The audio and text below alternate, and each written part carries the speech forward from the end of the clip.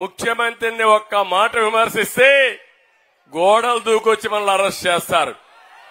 దేవుడి తల తీసేస్తే వీరేమి మాట్లాడరు. కడాన నా మీద కేసులు పెడతారు. దానికి కూడా ఇది న్యాయమా తమ్ముళ్ళు అని అడుగుతున్నా. నా మీద ఉండే 22 కేసుల్లో అది కూడా ఒక కేసు.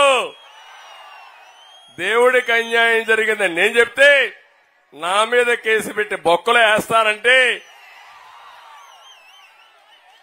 అది ఇక్కడుండే పిచ్చి తుగ్లక్ పరిపాలన. ఈ తుగ్లక్ని కొనసాగిస్తారా అని మిమ్మల్ని అడుగుతున్నా.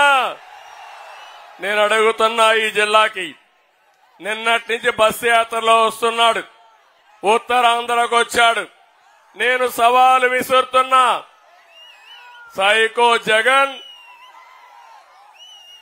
ఉత్తరాంధ్రకి ఒక ప్రాజెక్టు తెచ్చావా అని అడుగుతున్నా.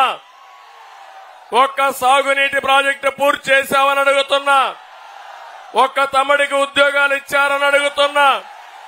ఏమో మా ఆడబిడ్డలు మీకు న్యాయం చేశారని అడుగుతున్నా. ఎవరికి న్యాయం చేయని వాడు ఇప్పుడు వచ్చి కోతలు కోసే పరిస్థితికి వచ్చాడు. ఇక్కడే మీరు చూడండి. నేను ఒకటి ఆలోచించాను ఆ రోజు. భోగాపురం ఎయిర్పోర్టు నేను పెట్టాలనుకుంటే విశాఖపట్నం ఈస్ట్ గోదావరి జిల్లాలో మధ్యలో పెట్టేవాడిని.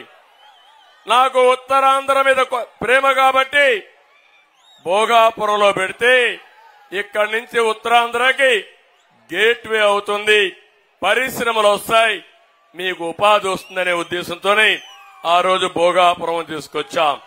నేను అడుగుతున్నా, ఈరోజు నేనుంటే ఈ పాటికి భోగాపురం వచ్చేదా లేదా తమ్ముళ్ళు అని అడుగుతున్నా. వచ్చిందా అని నేను అడుగుతున్నా. 2750 ఎకరాలతో